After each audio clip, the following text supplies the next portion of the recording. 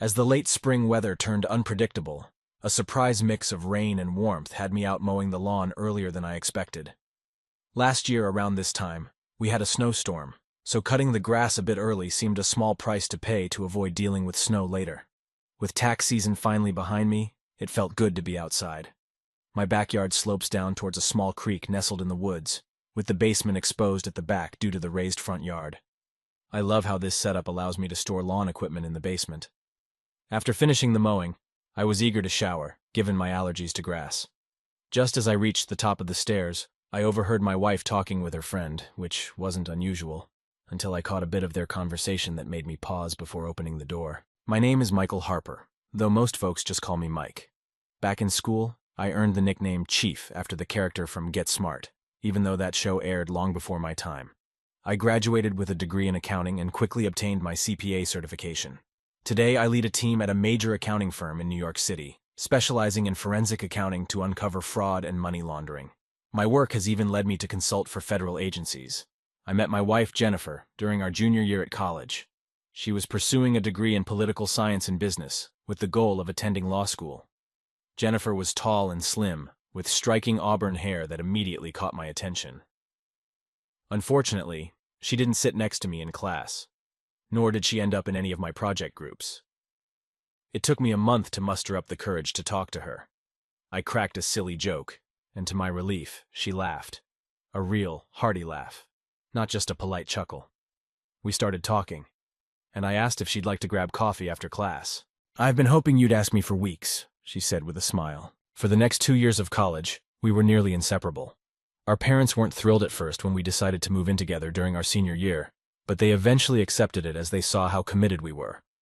After graduation, I landed a job at a top public accounting firm in New York, with a salary that was pretty impressive for a 22-year-old just starting out. Jennifer was accepted into Columbia Law School, so we stayed in our student apartment. My firm offered to cover my MBA, so I took night classes. I used the subway for my daily commute, which made owning a car unnecessary and helped us save money. 3 years later, Jennifer graduated, and I proposed to her during a celebration dinner at a fancy restaurant in Midtown. We got married 6 months later. Jennifer took a job as a deputy district attorney in Westchester County, just north of the city. We bought a house in White Plains, close to the courthouse and the commuter rail line, which I took to work every day. Although the commute was over an hour each way, it was better than dealing with the chaos of city traffic. Jennifer and her mom picked out the house, a great starter home with 3 bedrooms. One room would be set up as an office, with 2 desks. One for me, since I occasionally worked from home, and one for Jennifer's legal work. The second bedroom would be a guest room, and the third was our master bedroom. The house was also conveniently close to her parents' place, which Jennifer pointed out would be handy for babysitting when we had kids. As an only child, I had always wanted siblings. Jennifer and I had talked about having children since our junior year of college, and we decided to wait until she was settled in her career. Now that we were ready, we agreed just 2 nights ago to stop her birth control and start trying for a baby. I was happier than I had ever been, and that's when the sound I heard made my hand freeze on the doorknob. "Jennifer and I decided it's time for me to get pregnant," Jennifer exclaimed with excitement. Her friend, Laura Simmons, immediately reacted with an equally enthusiastic, high-pitched squeal that made me think of dolphins stranded on the beach, trying to rejoin the pod. Standing on the stairs, I couldn't help but smile at their enthusiasm, which matched my own joy at the thought of becoming a father. Just as I reached for the doorknob again, a question made my smile vanish and stole away my happiness. "That's fantastic, Jen," Laura said. "But what about Charles?" "Shh," Jennifer whispered urgently. "Mike is outside mowing the lawn." There was a brief pause, and I could almost picture her scanning the area, waiting for me to appear. Then she continued speaking. "I've already told Charles that I'm ending things with him. He was okay with it. With Davidson stepping down from the state senate, Charles thinks he actually has a shot at the seat. Being caught having an affair with a married colleague would definitely hurt his chances." Just like that, 3 sentences shattered my world. Charles was Jennifer's boss at the DA's office, a widower in his late 40s. He had lost his wife to cancer, leaving him to raise their daughter alone. Charles was deeply involved in local politics, and Jennifer had often shared stories about his political maneuvers aimed at advancing his career. Now I realized how my wife had access to all that behind-the-scenes information. "Really?" Laura asked, her voice laced with curiosity. "Just quitting cold turkey? You've been involved with him for 6 months and now you're just going to walk away? Her teasing tone made me want to lash out at her. I had known Laura since college, and even though she was now Jennifer's best friend, I had always thought she was still my friend too. It turns out I was wrong. Stop it, Jennifer said, laughing. You're so naughty. Charles was a great lover, but it was just a bit of fun. I love Mike, but Charles only used me for power and influence. There was no love, just raw desire. Now that Mike and I are planning a baby, I don't want any complications. I love Mike, and I'm committed to being a good and faithful wife and mother. I wondered how many more cliches I was going to have to endure. Finding a strange car in the driveway and discovering them in bed together would complete the nightmare. The urge to burst into the room and scream, or to destroy everything in sight, was overwhelming, but my body felt paralyzed, stunned. I was unable to move, and my heartbeat thudded in my ears. So, quitting completely? Laura nudged. Jennifer responded with another giggle. Not exactly cold turkey, she confessed. I have a conference with Charles in Boston next week. We'll have our final fling there. I'll miss the excitement, but Mike and the baby are more important. I couldn't handle it any longer, but I didn't know what to do next. Loving Jennifer was tearing me apart. My instincts as an accountant kicked in, and I realized I needed to step back and plan my next move. Making a loud noise on the stairs, I acted as if I was just coming up. When I opened the door and entered the kitchen, Jennifer and Laura were sitting there with their teacups. Was there a hint of guilt on Jennifer's face? Are you okay, honey? She asked, her voice filled with concern. It dawned on me that my cheeks were wet with tears. Allergies, I muttered. Spring's going to be rough. Go upstairs and take a shower, she said.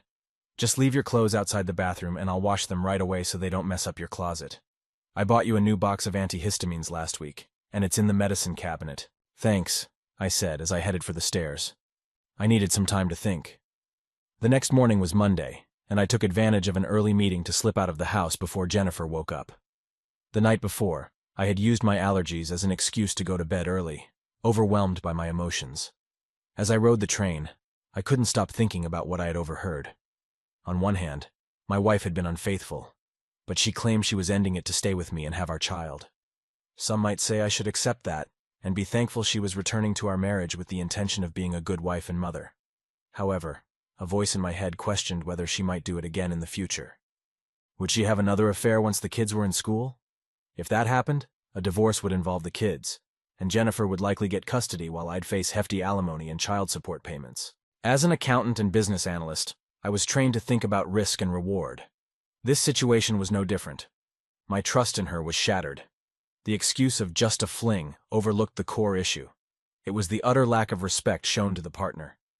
If the cheater truly didn't think their actions would hurt the other person, they'd be open about it, and I would have known all along.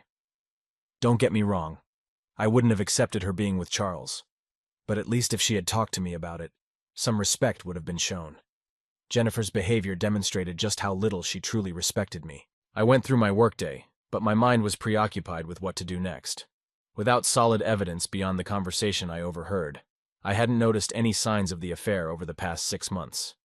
Confronting Jennifer directly without proof seemed risky and unlikely to yield any reward. She would deny it, and Charles would deny it. Pursuing the case in court would be financial ruin, as every judge, politician, and lawyer in the area knew Charles. I'd be buried to protect his reputation. Leaving and starting fresh somewhere else crossed my mind. The idea was tempting, but the house would feel like a burden since Jennifer couldn't afford it on her own, and we had little equity. She'd need to sell it quickly to avoid foreclosure, and in today's market, that would be nearly impossible, ruining both our credit scores. As a CPA, having poor credit would make it hard to get a new job. If you can't manage your own finances, how can others trust you with theirs? Before taking any action, I needed solid proof. It was surprising where I eventually found it. 3 days later, although I was trying to stay composed, I still had no concrete evidence to support what I had overheard. Her personal laptop was clean. There were no secret email accounts, no provocative lingerie hidden away, and no suspicious receipts. Everything seemed clear. Then Jennifer called me at work to say we were invited to a party at Charles's home on Friday night. I figured it was his big announcement for his U.S. Senate candidacy.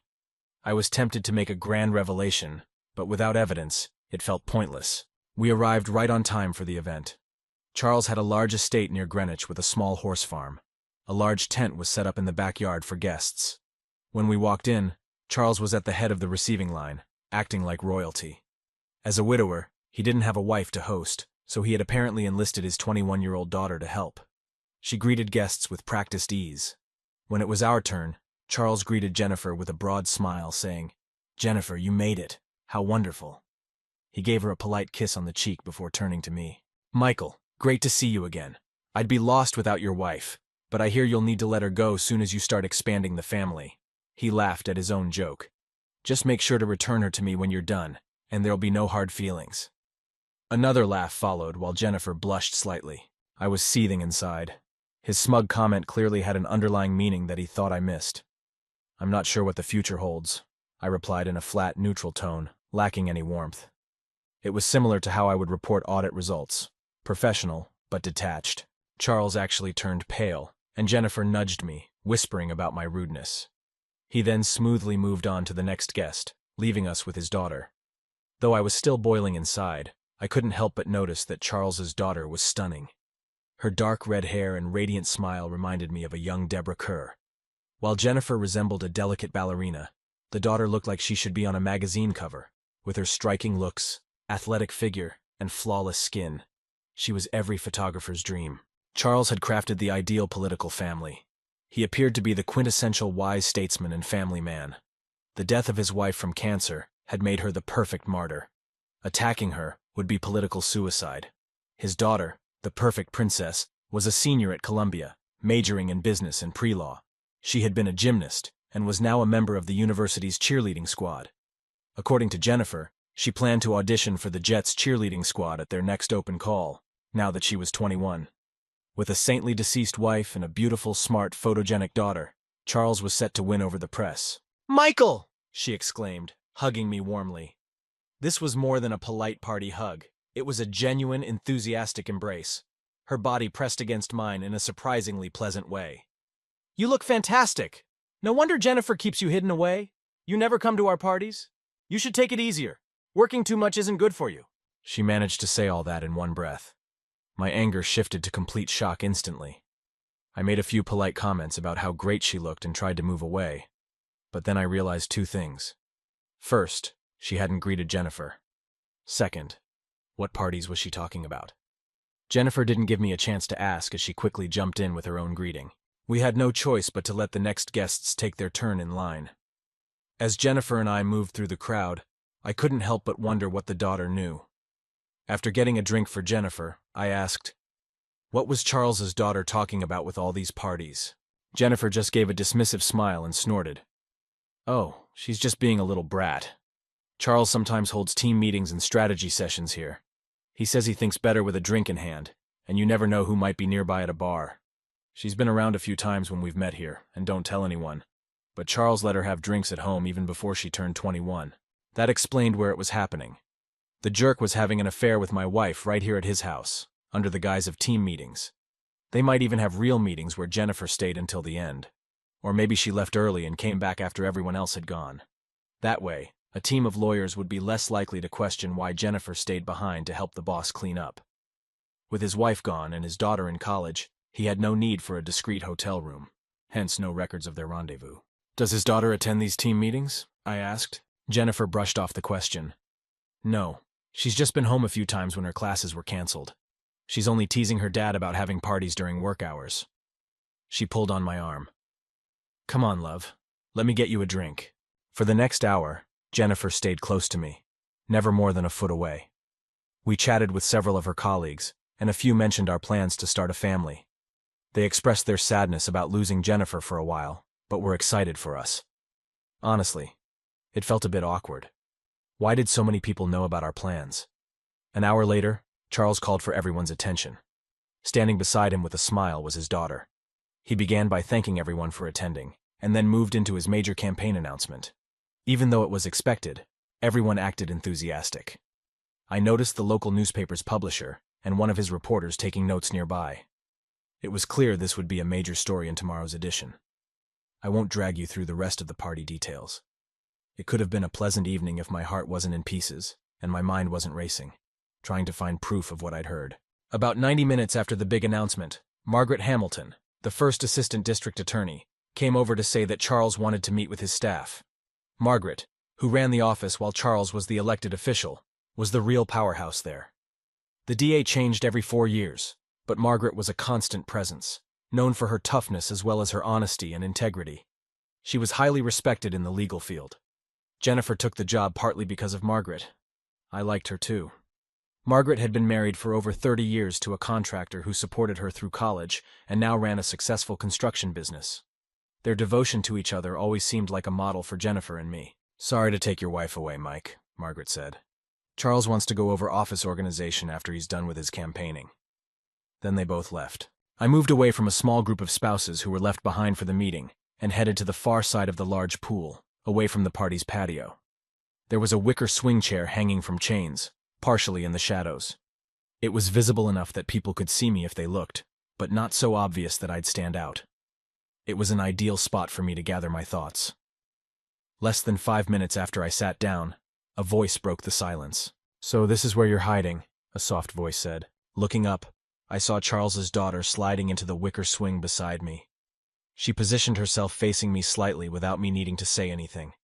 Her little black dress clung to her tanned thighs, subtly highlighting her figure without giving too much away. It was both alluring and innocent. The fact that I noticed this, almost like an observer, spoke volumes about my state of mind. "You seem like you're carrying a huge burden," she said. Talking about my problems with my wife's lover's daughter was the last thing I wanted, no matter how attractive she was. "We've just had a lot of audits at the office," I said, hoping to end the conversation. "Really?" she responded, showing genuine interest. "I just finished my last accounting course at school. We spent quite a few classes discussing forensic accounting and its role in law enforcement. I found it really intriguing. That caught me off guard, even in my current state." "Seriously?" I asked, not quite believing it. "It's not exactly glamorous," she said, "but it's like detective work. You sift through a huge amount of information to find the right pieces, and then piece them together to see the full picture. It's even more challenging when people try to hide the information." "Most people don't see it that way," I agreed. She went into great detail about what she had learned and why she found it so interesting. I was actually impressed. I've seen interns at the firm who couldn't explain the topic as well. Focusing on her words helped me push aside my anger and her looks, allowing me to slip into a mentoring role. It provided a bit of relief from my emotional distress. "You really did enjoy the class," I said. "You have a great understanding of the subject." She blushed at the compliment. For a moment, the glamorous image faded, and I saw a genuinely touched young woman. "I've thought about joining the FBI after I graduate," she shared. "Dad wants me to either become a prosecutor or work at one of his friend's law firms, but I'm not sure that's what I want. You should pursue your own goals rather than just following your father's path." I meant it sincerely, even though I wouldn't mind disrupting that guy's plans. I've collaborated with the FBI when audits revealed criminal activity. They're sharp professionals. Before she could respond, Jennifer emerged from the shadows. "So, this is where you've been hiding. You weren't up to any mischief, were you?" she asked playfully. Charles's daughter faced my wife with a bright smile. "We were just discussing Mike's job. I recently studied it in class and wanted to hear from an expert." "Mike is definitely that," Jennifer said proudly. "I once read an audit report where an employee was embezzling funds using his boss's login. Mike figured out that the transfers happened while the boss was away on a trip, but the logins were from the corporate office. Most people would have stopped there, but Mike dug deeper. I could have secured a conviction on that employee my first day out of law school. Mike practically did the DA's job for them." Jennifer's pride in me was evident, and it threw me off. How could she be so proud and loving while carrying on a 6-month affair with her boss? My confusion must have shown as Jennifer asked, "What's the matter, dear?" "Nothing," I replied. "Just thinking about a problem." "Stop that. It's a party," Jennifer chided me. Without missing a beat, she added, "Mike, you won't believe the opportunity I've been given. Charles and Margaret want me to move into an administrative role before I go on maternity leave. That way, when I leave, no cases will be left unresolved. I'll be working directly with Margaret." A part of me felt relieved at the thought of Jennifer being away from Charles, but my hope was short-lived. "I'll need to travel occasionally," Jennifer continued.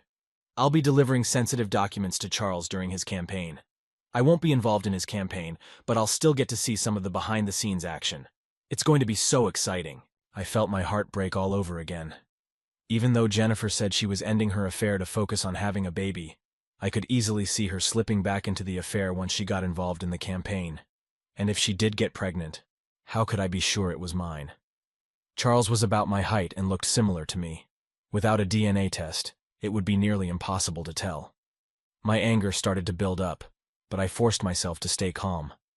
This wasn't the moment to lose control. Charles's daughter and Jennifer started chatting about her new role in the campaign. They quickly got absorbed in their discussion, and I was left out. I used the chance to pull myself together.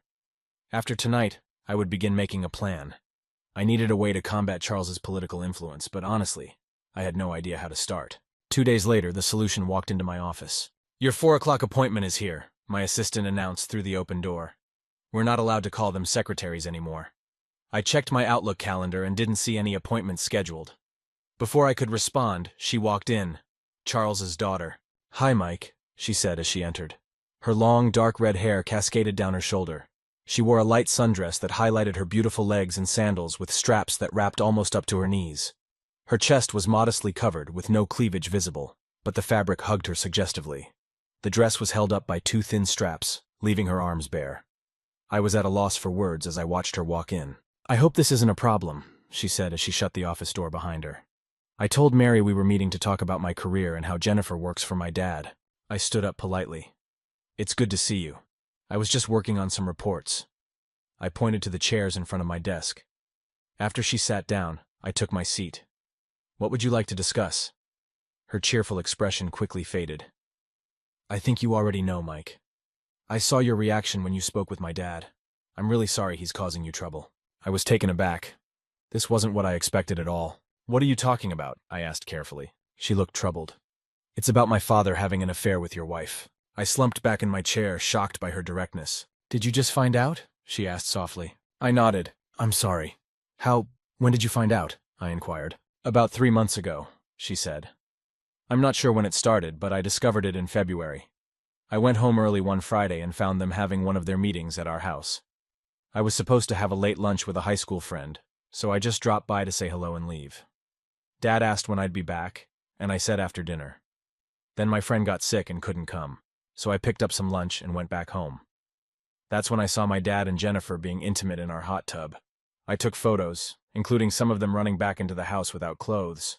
There was a foot of snow outside, too. "You took pictures of your dad being intimate?" I asked, astonished. I also wondered if I could get copies of those photos. They would be very useful for the divorce. She seemed to sense my thoughts. She reached into her bag, pulled out a large envelope, and set it on my desk. "These are the photos from that day, plus a few extras," she said with a sly smile. "Dad has a security system at the house. It covers the entire outside and several rooms inside. If you have the website key fob and password, you can access everything from almost anywhere. There's also a thumb drive with video footage." I was stunned. Charles's daughter was giving me everything I needed for both the divorce and to take down her father. "Why are you doing this?" I asked. Her sad expression shifted to anger. "Because," she said softly, "I loathe that bastard more than you ever could." I stayed silent and waited. After a brief pause, she began to explain. "My dad met my mom when she was a college student. He was a rookie lawyer assigned to an intimate crimes unit in New York City. My mom had come from England for school. Her wealthy family was killed in London, so she moved here to escape the troubles." Her tone became softer, echoing her mother's accent. "Mom was dating a loser who beat her badly enough that she ended up in the emergency room. Dad was assigned to her case. They met, he sent the jerk to jail, and a year later they were married. Dad was always ambitious. He got a smart, beautiful woman with an exotic accent. Mom got a strong man who would protect her. I was born a few years later. Dad pushed me into gymnastics, thinking it would boost his political career if I made it to the Olympics. Do you know what usually ends gymnastics careers?" I shook my head and replied, "Never really thought about it." She grinned.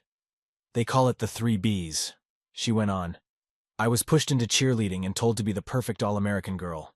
I didn't mind performing, but by the time I was 16, I realized I was just a tool for my dad's ambitions. My mom figured it out early on. Dad was cheating almost from the start of their marriage. She knew and pleaded with him to stop, but she was too powerless to do anything. Being a staunch Catholic, divorce was not an option for her." She paused to collect her thoughts. After a moment, she went on. "Sometimes I wonder if her poor response to cancer treatment was because she unconsciously wanted to die, or was intentionally undermining her treatment. Anyway, I was with her when she passed away. The official story says Dad was in court winning a murder conviction. In reality, he had the doctor change the time of death while he was at his assistant's apartment celebrating. He paraded Mom as his trophy, and the media loved the story of the heroic DA saving the battered woman. He even hit her a few times that I saw. "Why are you telling me this?" I asked, feeling confused. "Because you don't deserve this, Mike. My dad is a terrible person. After Mom died, he kept his affairs quiet until I went to college. That's when he started having these meetings at the house. They're not just for work. He also holds them for charity groups he's involved with. I know he's involved with 2 other women from those groups. One of them even thinks it's true love and plans to leave her husband." "Is that what Jennifer believes?" I inquired, even though I was already pretty sure of the answer. She shook her head. "No, she seems to think it's just fun. They say power is the greatest aphrodisiac, and Jennifer seems to prove that. I overheard her talking to my dad about a senator they met with and how excited she was when she returned to White Plains. The bluntness of her comment made me wince. I remembered that night well. I'd come home to an incredibly passionate wife, and it had been one of the best nights of intimacy in my life. That memory was now tainted because I realized my wife had been thinking about someone else. "What do you want from me?" I asked. She met my gaze firmly as she replied, "My goal is to get you out of your marriage to that cheater and ruin my father's career so he couldn't get elected even as a dog catcher in a town full of cats. I considered leaking this information to the press or the opposition, but he has too many connections. I think if we work together, we can make them pay." "Won't that complicate your schooling?" I asked. She tossed her deep red hair as she shook her head. "No. My mom left me a trust fund. I haven't used it yet, but if necessary, I could cover the rest of my education and even get an MBA while still having a nice sum left over." "Why didn't your mom use that money to leave and go to England where your dad couldn't reach her?" Her expression turned troubled. She was raised in a very strict Irish Catholic environment. She was taught that divorce was not an option, no matter what happened. She stuck to her faith until the end. I think this is why I believe her death might have been more about a lack of will to live rather than a deliberate choice, as suicide was seen as an unforgivable sin in her view. She appeared genuinely sincere, and her desire to ruin her father's career seemed genuine. With the information I had, it looked like she was committed to this cause. There didn't seem to be any trap here. If Jennifer and Charles wanted to ruin me, they could do it openly in court. This kind of sneaky behavior was only for someone who was desperate, like me. A plan began to form in my mind. I would need her help with several aspects. At the very least, this would show how serious she was about taking down her father. "All right," I said, "but I don't want to use these photos or even mention him in my divorce." She looked taken aback. "Why not?" she asked, her face red with emotion as she prepared to argue. I stopped her with a raised hand. "I'm not saying we won't go after him, but I want to avoid the negative publicity of being the betrayed husband in a political scandal. Instead, I want to dismantle his power and influence so I can get a quiet divorce without drawing unwanted attention." She looked at me, clearly surprised. A moment later, a cunning smile appeared on her face. "What do you need me to do?" I grinned. "I'm going to use my skills. Get me access to his financial records, both personal and campaign-related. Capone was caught through tax evasion, and I'm sure I can find something in your father's files." "If I can't find anything, what then?" she asked. I smirked. "I'll create some evidence myself." In the following 3 days, we were hard at work. She installed a keylogger on both her father's personal laptop and the home desktop. Additionally, she backed up the entire hard drive of his computer. We configured their security system to upload its footage to a cloud storage I knew about, hosted overseas. It was quite convenient that he had set up so many cameras in his own house. As for me, I didn't bother tapping into Jennifer's phone. With the evidence she provided, I didn't need anything else. I did, however, set up a GPS tracker designed for parents to monitor their children. It used cell towers for general positioning, but could be activated for precise tracking. I just wanted to avoid any surprises at home while I was working. The day after her visit, I pretended to have a groin injury. This gave me a reason to avoid intimacy with my wife. I never thought I'd need an excuse to avoid intimacy with the woman I loved, but given the number of Charles' affairs, I wasn't willing to take any more risks. Besides, I probably couldn't have done it without letting my anger show. I scheduled an appointment with a doctor to get tested for STDs. At first, nothing showed up, but some infections like HIV can take months to be detectable. Jennifer left for her final meeting with Charles at the conference in Boston, clearly excited. She had been eager to go, especially after I had kept her waiting for a few days. Some men might have given her a parting gift as revenge, but my feelings were more complicated. Although I could never trust her again, a part of me still loved her. The thought of being intimate with her after what I had learned was unbearable. By Thursday morning, Jennifer was ready with her bag and waiting for Charles and a junior lawyer from their office who was accompanying them. I wondered if the young lawyer was aware that he was just a cover. As Jennifer approached, She dropped her bag by the front door and came up behind me. I was sitting at the table with my back to her, sipping coffee. She wrapped her arms around me and whispered in my ear, "I'll be back Sunday afternoon. Hopefully you'll be feeling better and we can start working on the baby." Her voice and scent made me nostalgic, almost making me cry. I managed to stay composed. "I'll keep icing it so I'll be all set when you get back," I said, patting her arm and kissing her forehead. She sighed. "I wish I didn't have to go. It would be so much nicer to stay home with you and be naked all weekend." "You could always tell Charles that something more important came up," I suggested. It was a slip of the tongue, and she seemed to notice something in my tone. "What's your issue with Charles?" she asked, sounding surprised. "First you were rude at the party, and now you seem to hate him." I took a deep breath and shrugged. "Honestly, I've seen too many big shots like Charles who think they're invincible and full of power. They create an illusion of authority and get people to believe it, like that mayor in North Carolina last year. He was a supposedly powerful guy, embezzling money and sleeping with married women. Now he's serving 10 years in federal prison, and everyone he was involved with is publicly shamed and divorced. Charles gives me the same impression. If he makes it to Washington, he'll be involved with clueless interns within a week, but eventually, his facade will crumble, and everyone around him will get caught in the mess." Jennifer looked at me in disbelief. Although she had heard me rant about shady characters before, I had never connected Charles to them. I probably should have kept my thoughts to myself, but it felt good to vent. Even though our marriage was over, I thought it was fair to give Jennifer a warning. Despite everything, I still loved her, even though I could never trust her again. "Mike, that's a terrible accusation about Charles," Jennifer said, sounding upset. "He's a good man who has done a lot for this county. He's not like that." Her denial had a pleading tone. Just then, a car horn honked outside the house. Charles had arrived.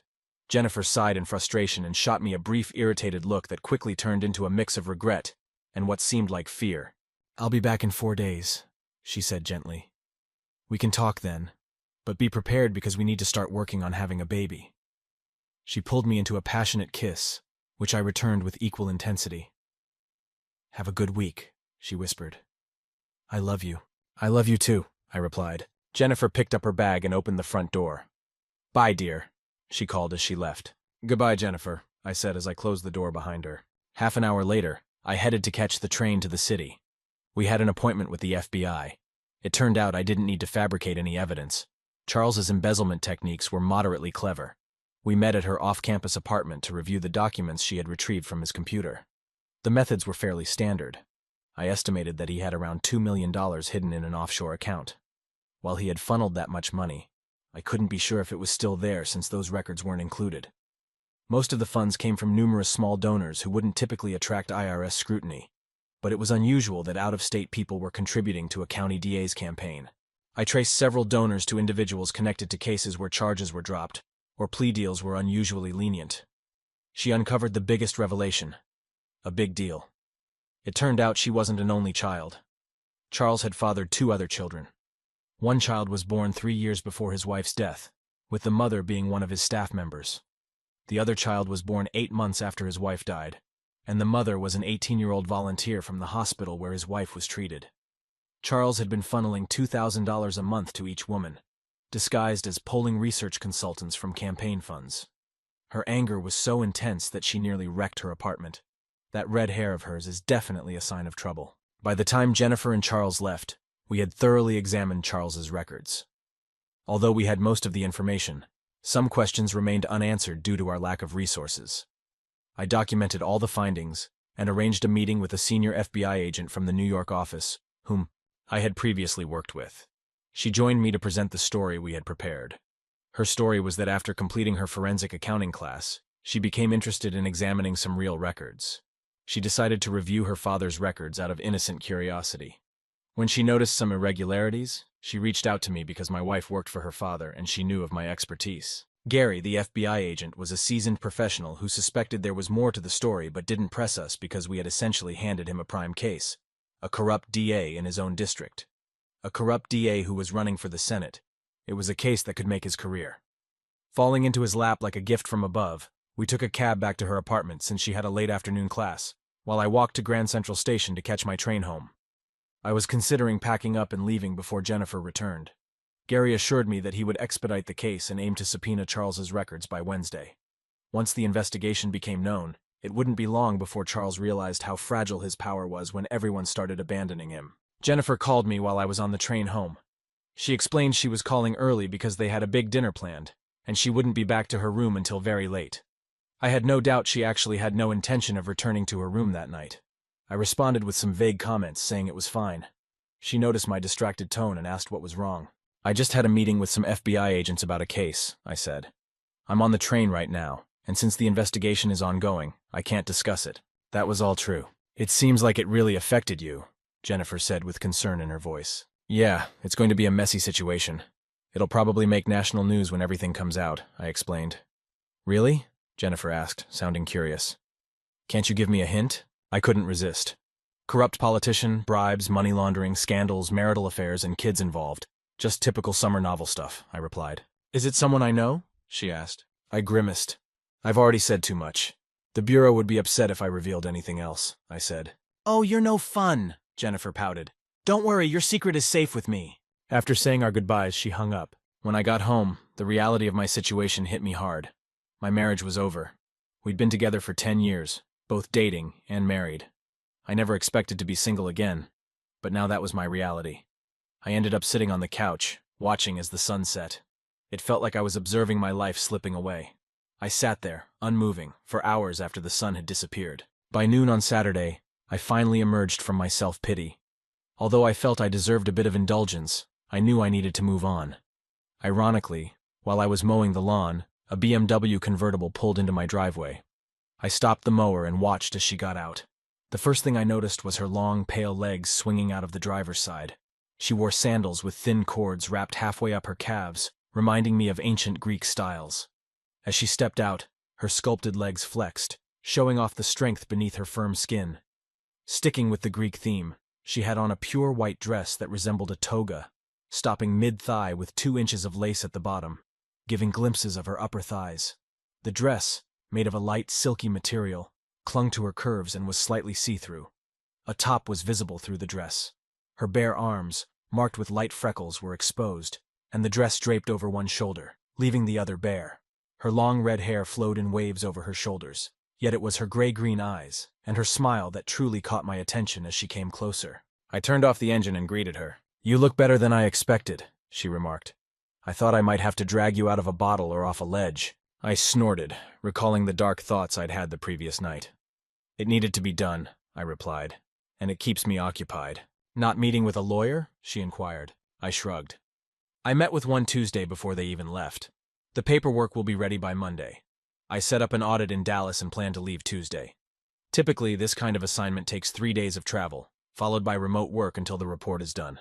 For this one, though, I'll stay there for the full 3 weeks. I shrugged again.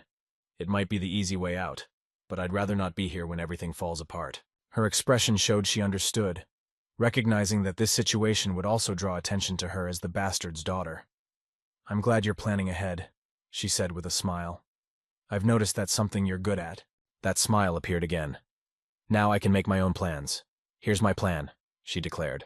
I'll help you wrap up your work here, and then you'll come over to my place. We're going to have a great time, and you can check me out as much as you want. I've got a swimsuit that you're going to love. Her enthusiasm was so high it could have revived the dead. I tried to push back. I'm still married, I said, and I'm not ready to dive into anything right now. You need to blow off some steam before you blow up, she countered with a seductive smile.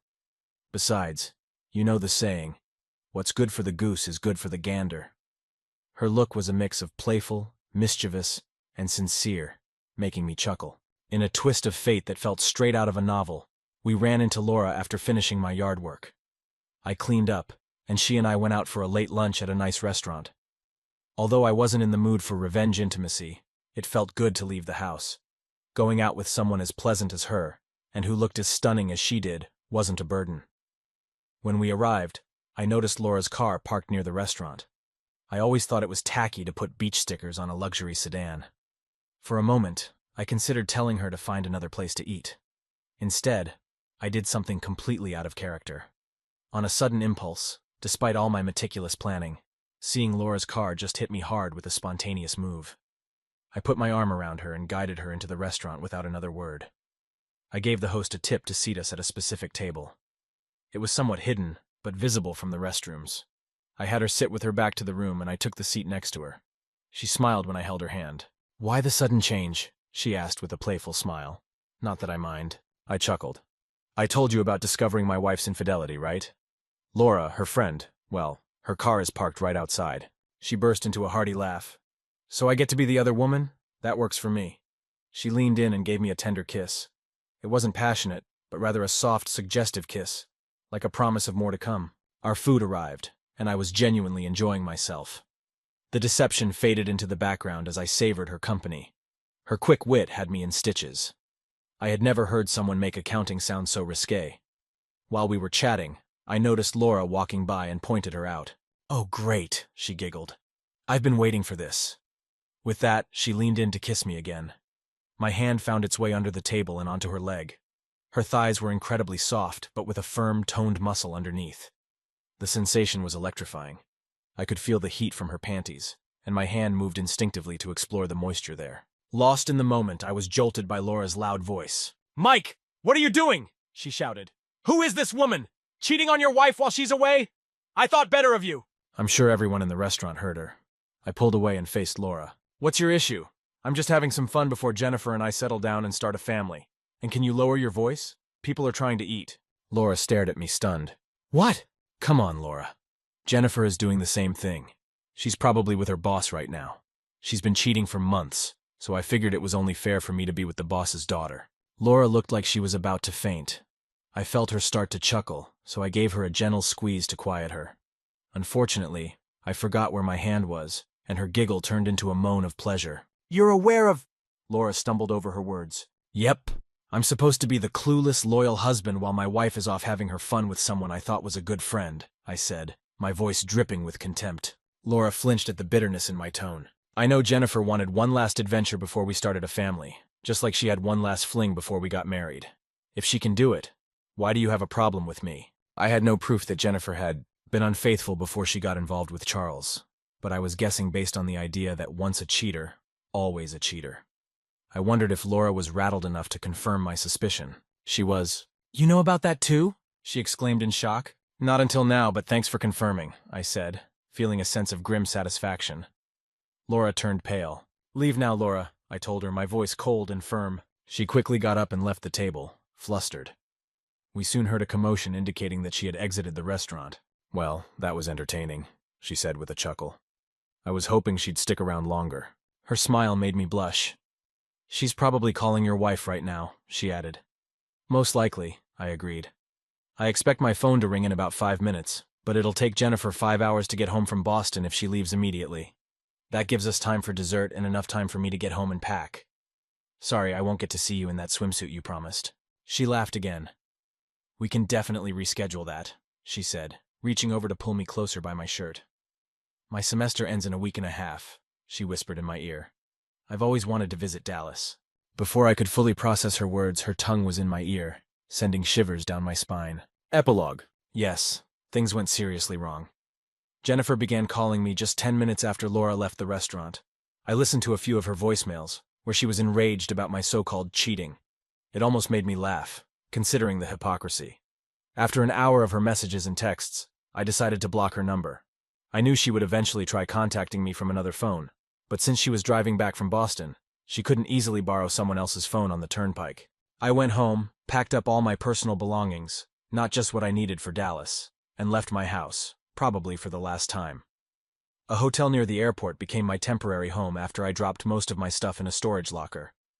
While searching for a new place, I spoke with her a few times. She was staying with a friend as her father started leaving angry messages on her phone. I rescheduled my flight to Dallas to leave a day earlier and flew out Monday morning. Jennifer called me from different numbers, leaving tearful messages about how I could do this to her and questioning why I would ruin her career. Laura's initial outburst had attracted a lot of attention. Someone posted a detailed account on their blog, identifying her and me as the key figures. My comment about Jennifer's affair with Charles was also shared, along with news that they were together in Boston over the weekend. This stirred up a lot of buzz in the local political scene. For the rest of the week, I steered clear of the news. It wasn't until Friday that I received an email from Margaret, the senior manager at the DA's office in White Plains. She expressed her apologies for the chaos, acknowledging that she knew Charles was seeing two women outside the office but was unaware of Jennifer's involvement. She also complimented my use of legal means to get revenge against a lawyer. Margaret reported that Charles was at the DA's office on Monday morning, trying to manage the fallout and deny any wrongdoing on his part. He claimed it was just his daughter's rebellion influenced by a cheating husband. That was the story he tried to spin.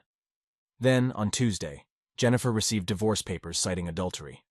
The envelope contained photos, DVDs, and a letter from me.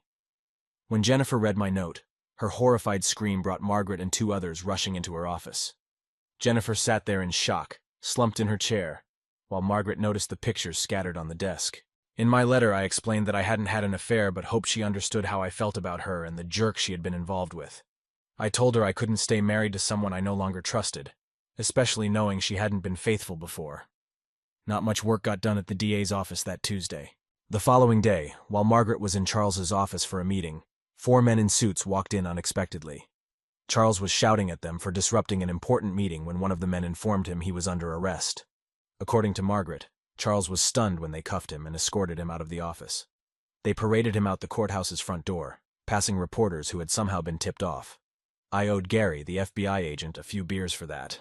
Margaret ended her email by apologizing for the chaos in her office and offering to help with anything I might need, saying I didn't deserve this kind of situation. While some of her message was probably to manage the fallout, I believed Margaret was being the principled professional person I always thought she was. My plans for a quiet divorce were ruined by my own reckless, impulsive act with Laura at the restaurant. The New York news stations quickly picked up on Charles's arrest and the charges against him. As I told Jennifer, this had all the elements of a summer novel: infidelity, betrayal, revenge, and way too much drama. The media loved it, and it was swiftly picked up by the 24-hour news networks. Since I was out of town, I managed to avoid the worst of the media frenzy. They hadn't tracked me down yet, as I had booked a second hotel room 10 miles away from the one listed on my work itinerary. Even though I had checked into this new place, reporters were still camped out, trying to catch me. I saw on TV that they were stationed outside my house, but since Jennifer wasn't coming out, they only managed to get footage of my in-laws coming and going. She had the toughest time as the daughter who turned in her own father. Despite needing to attend classes and take exams, the media easily found her during the initial days. The situation improved when the school intervened and removed the reporters from campus, as they were causing too much disruption. It also helped when the 2 women who had children with Charles came forward to seek their moment of fame. After finishing her last final, she quietly left campus and went to the airport. The media was disappointed, but not entirely surprised when she didn't show up for the graduation ceremony. Eventually, the story became a minor news item and remained in the background. It made headlines again when Charles's trial began, but he pleaded guilty to several charges, resulting in a 20-year sentence in federal prison. Fortunately, his guilty plea meant she and I were never required to testify. After that, the media lost interest, and the attention shifted away from Jennifer, her father, and me. Strangely, despite all the media attention, my divorce proceeded swiftly and without much trouble. Jennifer signed the divorce papers just 4 days after receiving them. In her letter, she apologized for her actions and for what had happened between us. She had been furious and vowed never to forgive me for my infidelity. But realizing she was the only one who had been unfaithful made her see how hypocritical her anger was. She accepted the 50-50 split offer and asked if at some point, when things weren't so raw, we could meet so she could apologize in person. She ended her letter by expressing that she would always love me and wished me well. I later learned from her mother that Jennifer had left her job and moved to the Midwest to live with an aunt. Bringing Charles down greatly boosted my career. The FBI publicly credited me for analyzing Charles's records. While I was staying out of the media's way, I worked even harder on the Dallas case. Not only did I uncover the embezzler they were after, but I also discovered a second one they hadn't known about. My firm recognized my efforts by promoting me to lead a team specializing in white-collar crimes. Someone even humorously dubbed our team Harper's Heroes. The highlight was getting an assistant assigned to me. This assistant was a recent college graduate eager to gain experience in forensic accounting. Working late became surprisingly enjoyable with her around. Plus, seeing that swimwear on my hotel room floor added an extra perk.